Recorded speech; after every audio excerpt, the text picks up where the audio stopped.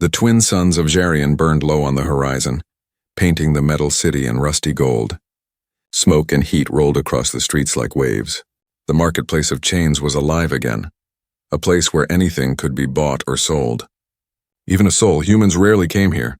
The air stank of oil, alien blood, and burnt spice. Creatures with glowing eyes and steel claws whispered deals under their breath.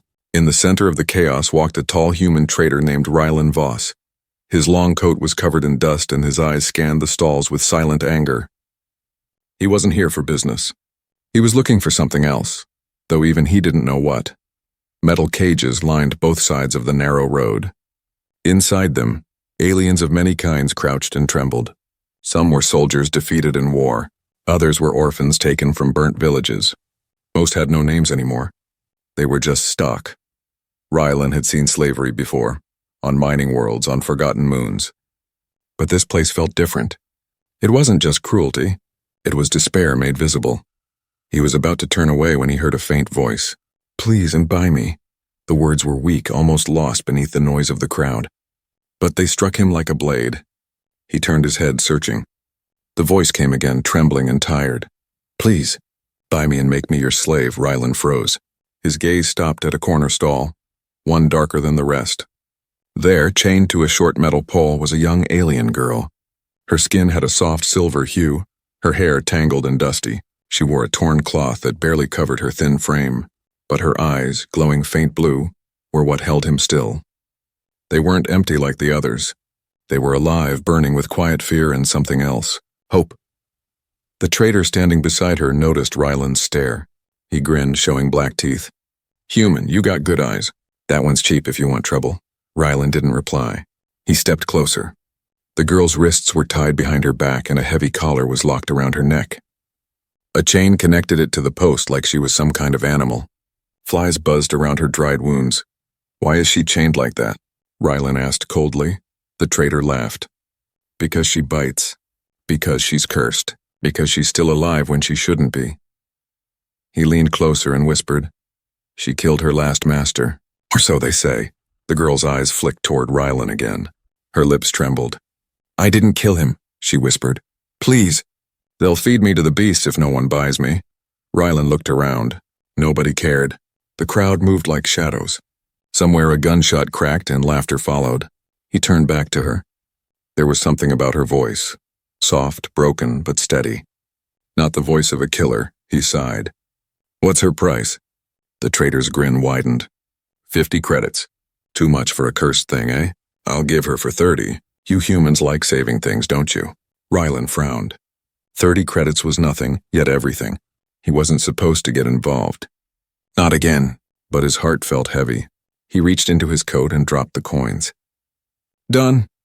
The trader unlocked the chain with a hiss. "She's yours now, human. Don't come crying when she eats you alive." Rylan ignored him. The girl tried to stand but fell, her legs too weak. He caught her by the arm, feeling how cold she was. Her skin shimmered faintly under the sunlight, almost metallic. She looked up at him like someone seeing light for the first time. "You're free now," he said quietly. Her eyes widened and she shook her head. "No, I'm not free. You bought me." "I'm yours." Rylan's jaw tightened. "No one owns anyone." He tried to remove the collar, but she grabbed his wrist in panic. "Don't!" she cried. "If you take it off, they'll come." He stopped. "Who?" She looked around, fear darkening her face. "The ones who made me." Before he could ask more, a loud roar echoed through the marketplace. A group of alien guards marched past, dragging another prisoner. The girl flinched and crawled closer to Rylan's leg, trembling. Instinctively, he moved in front of her, shielding her from sight. When the guards disappeared, she looked up at him again. "You shouldn't have done it," she whispered. Rylan frowned. "Done what?" "Bought me," she said. "Now they'll find you too." He wanted to ask who they were, but she lowered her head, silent again. Her hair fell over her glowing eyes, and her small hands clenched the chain like it was part of her body. As the suns dipped lower, Rylan helped her onto his hover cart. The wind blew through the narrow alleys as they left the market behind. She sat quietly beside him, staring at the collar around her neck. For a long time, neither spoke. Then, just as the cart crossed the city gates, she whispered again, so soft he almost didn't hear it. "Thank you, Master." Rylan's heart sank. He didn't want that word. But in her world, maybe it was the only one she knew for safety. The wind grew colder as they rode toward the distant hills, the lights of the city fading behind them. He didn't know it yet, but by buying her, he had just signed his name into a war that would change everything. And somewhere, far above the clouds, a red signal blinked, the girl's collar sending a message to the stars. She had been bought. And now, they were coming. The night sky above Jerian was restless. Thunder rumbled through the metal clouds and cold rain began to fall on the desert city. Rylan's hovercart glided through the narrow streets until he reached his workshop. A half-broken building filled with old machines and spare parts. He helped the alien girl down carefully. Her bare feet touched the wet ground and she flinched at the cold. Inside, the lights flickered weakly, powered by an old generator that hummed like a tired heart. Rylan handed her a dry cloth and pointed to a corner. "You can rest there," he said. She hesitated, then slowly moved to the spot. Her chain still clinked as she walked. Rylan sighed. "You can take that off," he added, nodding toward the collar. Her hands trembled. "No, if I take it off, they'll find me." He studied the collar. Smooth black metal with strange symbols glowing faintly blue. "Who are they?" he asked. She didn't answer. Instead, she sat down on the floor, pulling her knees close. Her eyes reflected the flickering light, filled with silent fear. Rylan turned away, feeling a weight in his chest. He didn't believe in curses, but the market trader's words echoed in his mind. She killed her last master. He poured some warm water into a cup and offered it to her. "Drink this." She took it carefully, like she hadn't held anything fragile in years. "Thank you, master." Rylan frowned. "Don't call me that," she blinked, confused. "But you bought me. You gave them money." He rubbed his forehead. "I bought your freedom, not your chains." She tilted her head, unsure what he meant. On her world, maybe those two things were the same. For a while, they sat in silence. The sound of rain filled the small room. The smell of old metal mixed with the soft hum of machines. Rylan leaned back in his chair and studied her quietly. Her silver skin reflected every drop of light. There was beauty there. Not human, but fragile, almost sacred. Finally, he spoke again. "What's your name?" "Lyra," she whispered. "It means light in my tongue." "Lyra?" He repeated softly. "I'm Rylan." She nodded once, still hugging her knees. Hours passed. When Rylan finally dozed off at his desk, the storm outside had grown stronger. Lightning flashed through the windows. In that pale light, Lyra stood up, moving quietly through the workshop. She touched one of the broken tools and a small robot arm, and the blue glow in her fingers spread into it. The machine twitched, then came alive, its circuits restored. One by one, she moved through the room, fixing things with a single touch. Rylan woke to a faint humming sound. He blinked, then froze. Every machine that had been dead for years was now glowing, working perfectly. "What are you doing?" he asked, standing up fast. Lyra stepped back, her eyes wide. "I'm sorry," she said quickly. "I just wanted to help." He looked around in disbelief. "You did this?" She nodded slowly. "It's what I was made for." "What do you mean, made for?" She hesitated, then whispered, "I was built, not born, created by the royal labs of my world. I served their army once, but I broke my orders. I refused to kill humans." Rylan stared at her. "So they enslaved you?" "They called it mercy," she said softly. "They chained me instead of destroying me." For a moment the room was silent except for the rain. Rylan walked closer. "Lyra, why did you ask me to buy you?" Her voice cracked. "Because humans don't hate. Because I thought maybe if one owned me, I might still live." Rylan's throat tightened. "I don't own you, Lyra, you're safe here." But even as he said it, a low beeping sound echoed from the collar. A red light blinked at the edge of the metal band. Lyra's eyes widened. "No, no, no!" She tried to cover it with her hands. "They found me." Rylan grabbed his tools, trying to pry the collar loose, but it sparked violently, throwing him backward. The hum grew louder, turning into a scream of static. Lyra fell to her knees, gasping in pain. "They're coming," she whispered. "They'll come for both of us now." Outside, thunder cracked, but beneath it came a deeper sound. Engines, ships, the kind that didn't belong to humans. Rylan looked through the window. Lights were moving in the sky. The storm wasn't just weather anymore, it was the hunt.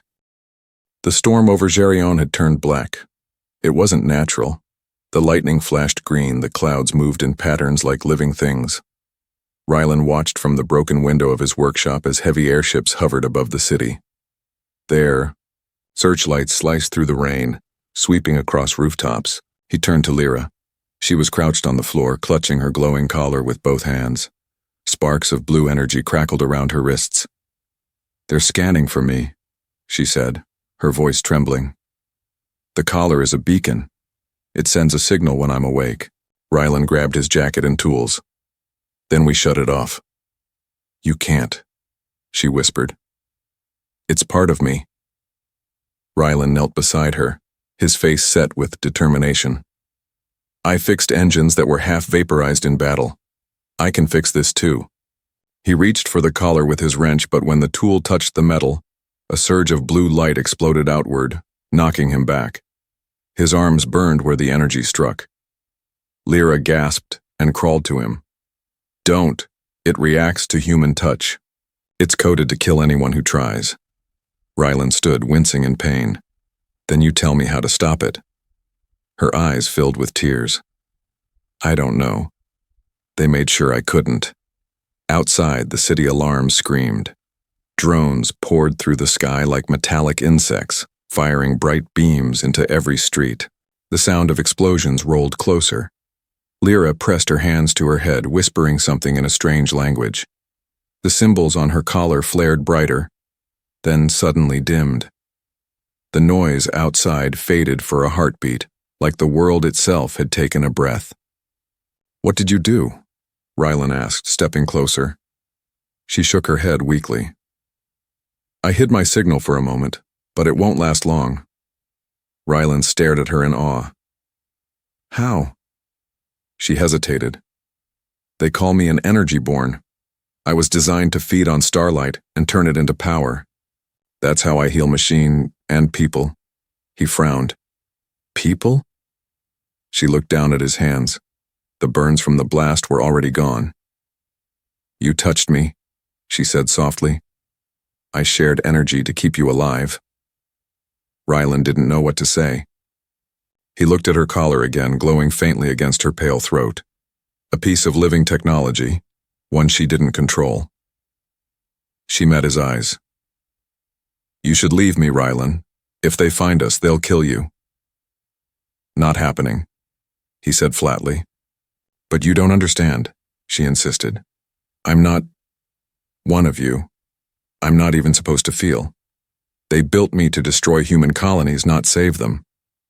Rylan's jaw tightened. "And yet here you are, saving a stranger." Before she could respond, a thunderous crash shook the building. A hole tore through the ceiling as a searchlight poured in. A black drone descended, scanning the room. Lyra's eyes widened. "Run!" The drone fired. Rylan pulled her behind a workbench as metal shattered around them. He grabbed an old plasma rifle from the shelf, aimed, and fired. The blast hit the drone's sensor, making it shriek and spiral out of control. It crashed through the wall, leaving a smoking crater. "More will come," Lyra whispered. "Then we move," Rylan said, grabbing his bag. He looked around the ruined workshop, his home, now nothing but burning scraps. "We'll find somewhere safe." As they stepped out into the rain, the air was thick with smoke and panic. Sirens echoed from every district.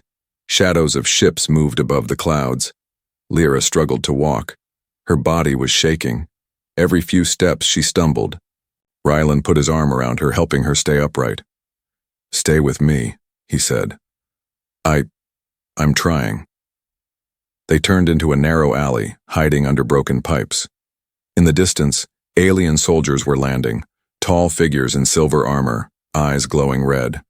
One of them held a scanner that pulsed with blue light. "They're following the signal," Lyra whispered. "I can feel it." Rylan pressed his hand against the collar. "Then we need to cut it out." Her eyes went wide with fear. "No. If you remove it wrong, it'll kill me instantly." He looked at her, rain dripping down his face. "If we do nothing, they'll take you back. Which one's worse?" She stared at him for a long moment, torn between fear and trust. Then, slowly, she nodded. There's a way. You'll need to break the seal when it turns red. That's the moment it resets. Rylan gritted his teeth. When does that happen? Her voice dropped to a whisper. Soon. The red glow began to pulse. Rylan steadied his hands. Tell me when. Now, she breathed. He jammed his tool into the seam and twisted. Sparks exploded. Blue, red, white. The air filled with the smell of ozone. Lyra screamed as light burst from her body, throwing them both to the ground. Then, silence. Rylan blinked through the smoke. The collar lay on the ground, cracked open. Inside, tiny lights flickered and died. Lyra lay still for a moment. Then her eyes opened, glowing brighter than before. You did it, she whispered weakly. But now, they'll come faster. Rylan looked toward the sky. Dozens of alien ships were already descending. He helped her to her feet. Then let them come. Lightning flashed again, and this time, it looked almost alive. The wind screamed through the ruins as the first alien ships broke through the clouds. Their lights flashed cold and blue, sweeping across the smoking city like searching eyes. Rylan pulled Lyra into a half-collapsed tunnel beneath the old power station. Rainwater dripped from above, and every sound echoed like a heartbeat in the dark. Lyra sat against the wall, clutching the broken collar in her hands. It still glowed faintly, tiny sparks flickering inside the cracks. It's still alive, she whispered. Rylan crouched beside her. Then tell me what that thing really is. Because it's not just a tracker, is it? She looked down, her voice small. It's called a crown link. It wasn't made to hold slaves. It was made to control weapons. I was one of them. Rylan stared. Weapons? I was born in a lab, she said softly. They created my kind to channel energy from stars. To us, emotion is energy. Fear, pain, love. All of it can be turned into light strong enough to destroy cities. But I refused to fight. I loved the enemy. She looked up at him, her glowing eyes wet with tears. That's why they chained me like a dog. Rylan said nothing. He had seen war, seen cruelty, but never something like this. And this collar, it drains power from my core, she continued. If I disobeyed, it burned my mind until I obeyed again. When I broke free, it turned into a tracker so they could hunt me forever. He picked up the collar carefully. Inside its open shell, threads of alien metal pulsed like veins. Can it be destroyed? She shook her head. No. If you break it completely, the energy will release and call them here faster. It must be sealed. Rylan looked around the tunnel. We'll figure something out. I know a friend outside the city, an engineer who deals with black market tech. He can hide you. No one can hide me, she whispered. They have my signature. I'm part of their system. He studied her face, the faint shimmer of light under her skin. Then we'll make you someone else. Before she could answer, a distant explosion shook the ground. Dust rained from the ceiling. The tunnel lights flickered and went dark. A cold mechanical voice echoed through the comm system overhead. Unit 47 detected. Prepare capture protocol. Lyra's body stiffened. They found us. Rylan grabbed his plasma rifle and pulled her to her feet. Move! They ran through the tunnels as red lights flashed along the walls. Drones dropped from vents, their wings slicing the air.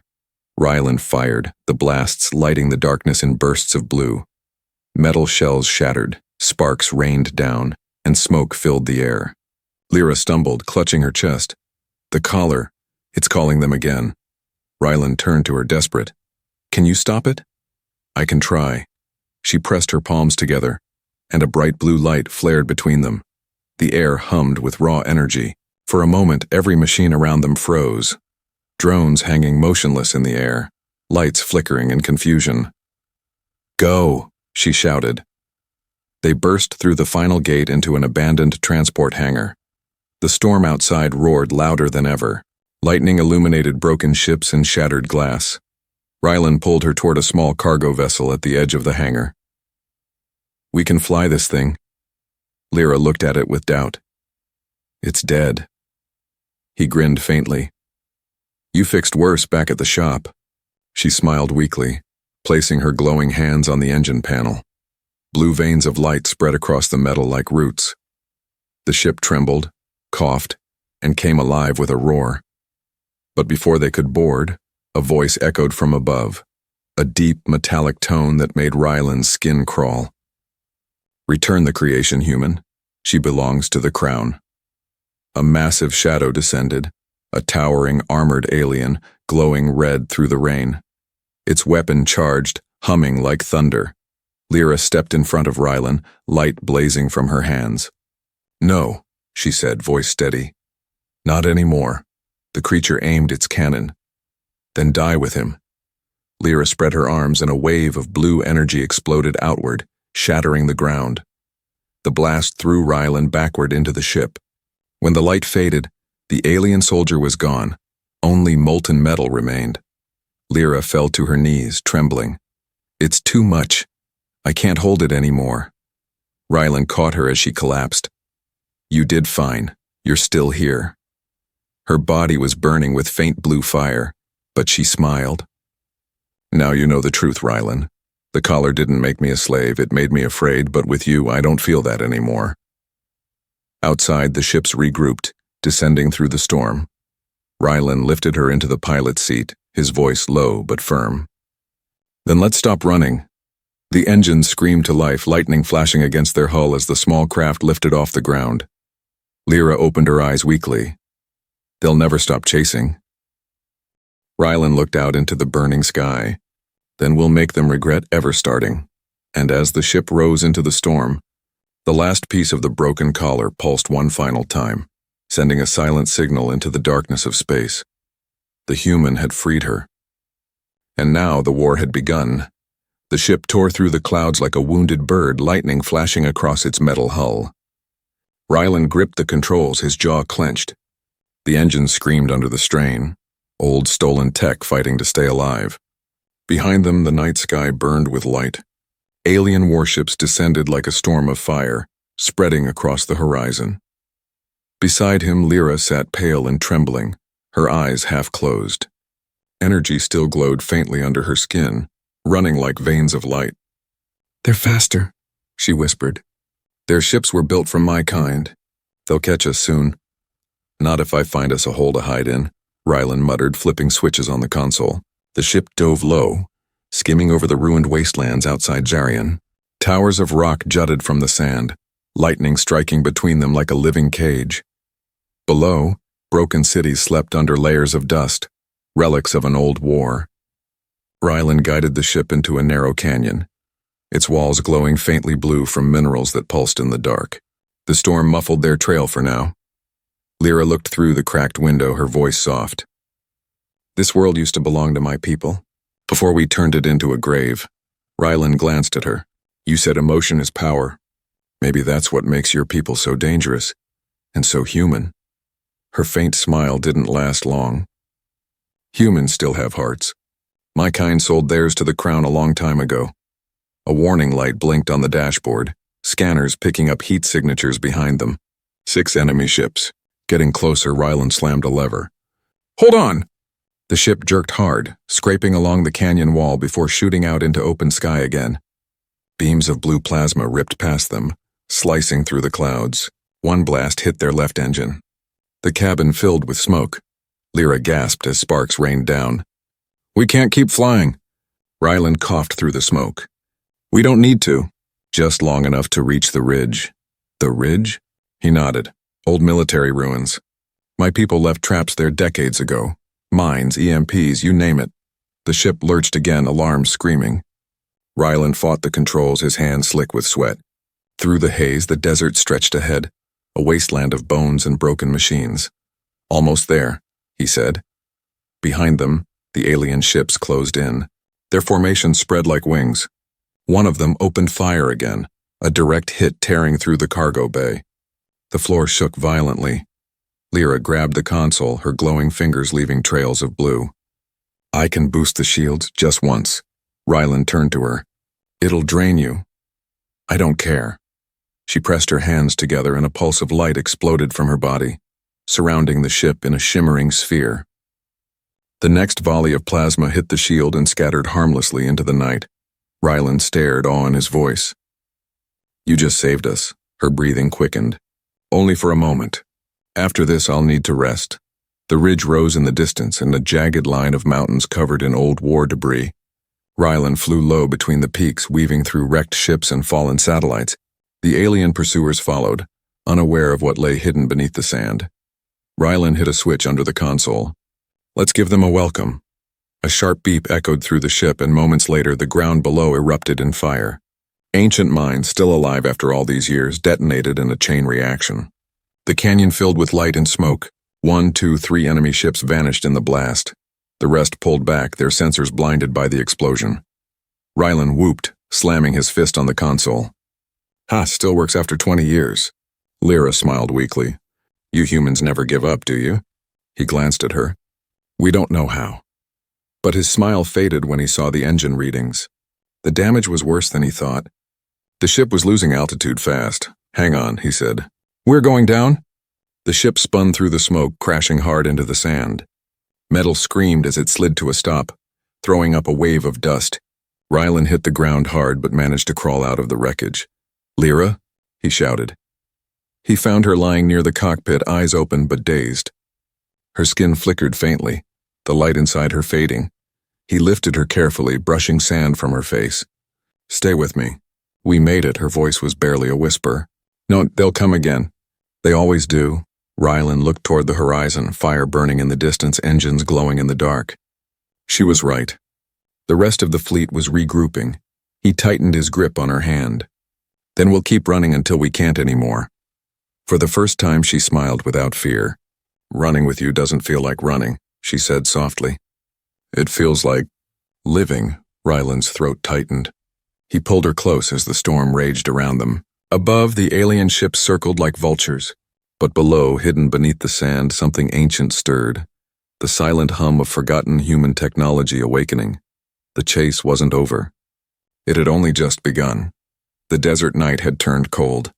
The storm had passed, leaving the sky full of broken clouds and scattered stars. Smoke rose from the wreckage of Rylan's ship, its hull half buried in the sand. Every few seconds, sparks flickered like dying fireflies. Rylan knelt beside Lyra, whose body glowed faintly in the moonlight. Her breathing was shallow, her skin dimming. The blue light that once danced beneath it now fading to gray. Stay with me, he whispered, pressing his hand over hers. You're not done yet. Her lips moved weakly. You should have left me. They'll find you too. He shook his head, a grim smile tugging at his lips. Not a chance. I don't abandon people. She tried to smile but couldn't. I'm not people.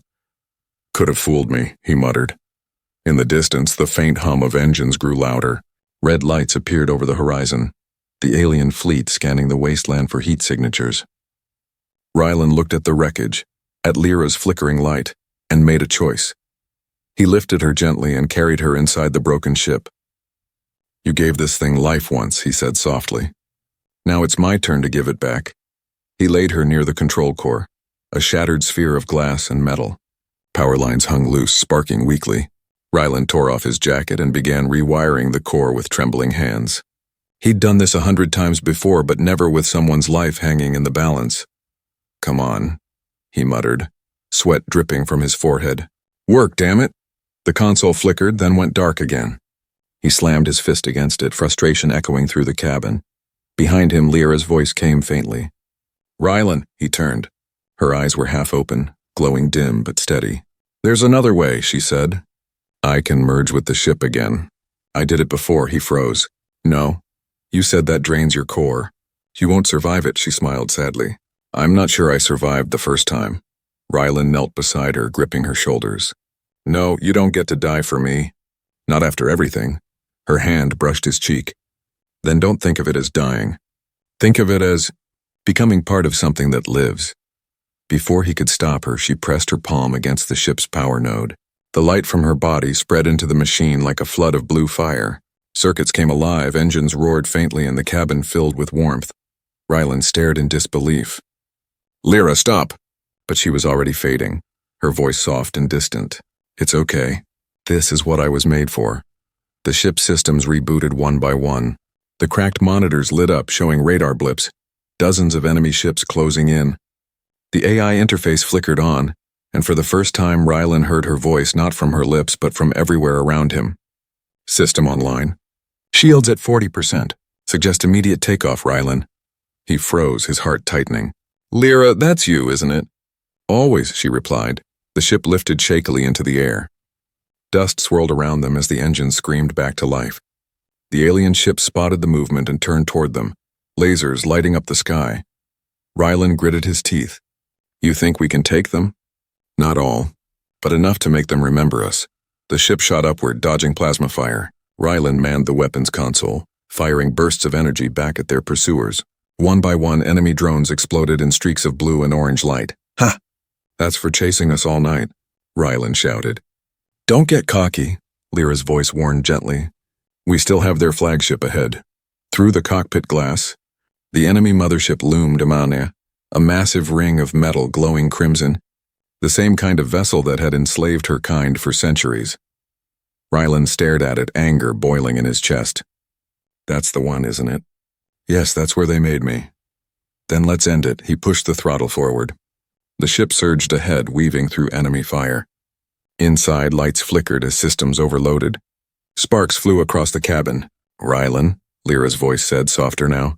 I can overload my energy core. If I release everything, it'll destroy the fleet, but it'll take me with it. His grip tightened on the controls. No. We'll find another way.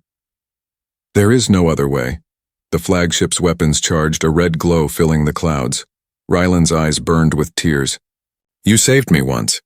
Don't do it again. I'm not saving you this time, she said gently. I'm saving us. Before he could stop her, the ship blazed brighter than the sun. The engine screamed and a wave of light erupted outward, consuming the darkness. Rylan covered his face as the explosion swallowed the enemy fleet in a storm of blue fire. When he opened his eyes, there was silence. Only drifting ash and glowing debris filled the sky. The ship floated quietly, its systems dark. Lyra? He whispered. No response. Only static. Then faintly through the speakers came her voice, soft, fading like a dream. It's beautiful, isn't it? The stars, they look free tonight. And then she was gone. Rylan sat alone in the cockpit, staring at the endless void. Outside, the stars flickered brighter than he'd ever seen. He placed a trembling hand on the console. Thank you, Lyra, he whispered. You weren't built to destroy. You were built to love. The engines flickered once more, a gentle pulse, like a heartbeat, and then stilled. In the silence of space, Rylan closed his eyes as the ship drifted into the light of dawn. Silence. Only the hum of distant stars and the slow drift of debris filled the void. The once burning fleet was gone. Nothing but scattered metal glowing like dying fireflies across the night sky. Rylan sat in the pilot's seat, motionless. His hand still rested on the controls, though there was nothing left to steer. Smoke curled from the broken console and the faint smell of ozone hung in the air. His ears still rang from the explosion, his chest heavy from the weight of what he had just witnessed. Lyra, he whispered into the stillness. Can you hear me? No answer. The ship floated silently, a lonely speck against the endless dark. He stared at the stars that shimmered beyond the cracked glass. For a moment he thought he saw her there, in the shimmer of distant light and the soft pulse of energy that ran through the wrecked panels. But when he blinked, it was gone. He leaned back, exhaustion pressing on every bone. The quiet was almost unbearable. Every hum, every flicker reminded him of her voice. It's beautiful, isn't it? The stars, they look free tonight. Those had been her last words. Rylan reached for the small silver fragment that lay beside the controls. The shattered piece of her collar, the once dead metal now shimmered faintly, warm to the touch. He turned it over in his hand, and for a moment the light pulsed like a heartbeat. She's still here, he murmured. She has to be. He pushed himself up, limping toward the ship's data core. Most of it was destroyed, but one drive still blinked with power. Rylan connected the fragment to it, hoping, praying that maybe. The screen flickered. A familiar voice, faint and broken, filled the room. Rylan. His heart stopped. Lyra, Don't have much time? Her voice echoed softly, distorted by static. Only a memory left inside the light. He gripped the console. I thought you were gone. I am, mostly. I gave what I could to keep you alive. The rest became part of the stars. He tried to speak but couldn't. The lump in his throat refused to move. Don't grieve for me, she continued. I was never meant to live long. But with you I felt alive. That was enough, Rylan's eyes burned. You shouldn't have done it. We could have found another way. A small, broken laugh echoed through the speakers. You humans always say that. Always looking for another way, another chance. That's why I loved your kind. He pressed a hand to the console, closing his eyes. What do I do now? Live, she whispered. That's what makes you human. Keep going. Tell others what happened here. Tell them we weren't monsters, we were just lost. The screen flickered again, her voice growing faint. One more thing, Rylan. Yes, he breathed. I left you something. Look outside. He turned toward the window. There, drifting through the void, was a small formation of light, particles glowing like blue dust, spiraling together into a shape. For a moment it resembled her. A faint silhouette of her face smiling at him through the glass. Then slowly, the light stretched outward, scattering among the stars. A single beam of blue energy remained, trailing ahead of his ship like a path through the darkness. Follow the light, her voice said one last time. It will lead you home. Then silence again. Rylan sat there for a long time, unable to move. Finally, he wiped his face, exhaled shakily, and straightened. All right, Lyra, he whispered. One last flight. He rerouted the surviving engines and gripped the controls. The ship responded weakly but moved, slow, steady, following the glowing trail. The stars blurred around him, and he felt something new stir inside his chest. Not grief. Not pain. Hope. As the ship glided through the quiet expanse, he began to speak, voice calm as if she could still hear him. You taught me something, Lyra, that strength isn't power. It's compassion. And sometimes saving one soul can change a galaxy. The lights outside shimmered brighter, almost as if the stars themselves were listening. Hours passed, maybe days, maybe more. Time meant nothing in space. But when the blue trail finally faded, Rylan found himself before a distant world. Green oceans, golden continents, and clouds glowing softly like dawn. He smiled through tired eyes. Looks peaceful enough. He set the ship down near the planet's surface where wind carried the scent of rain and life. As he stepped out, the sun rose across the horizon, painting the sky in colors he hadn't seen since Earth. Rylan took the silver fragment from his pocket and placed it on the ground. The light inside it flickered once, then dissolved into the soil like dust. Rest easy, Lyra, he whispered. You're free now. The breeze carried his words away. He looked up at the rising sun, warm, golden, alive, and smiled faintly. Then he turned back toward the ship, ready to begin again. For the first time since the war, the universe didn't feel empty. It felt alive, and somewhere in the shimmer of morning light he thought he heard her voice again. Fly, Rylan, fly. The ship lifted slowly, wings cutting through the dawn, carrying him toward the horizon. A human chasing starlight, guided forever by the memory of the alien girl who taught him what it meant to be free.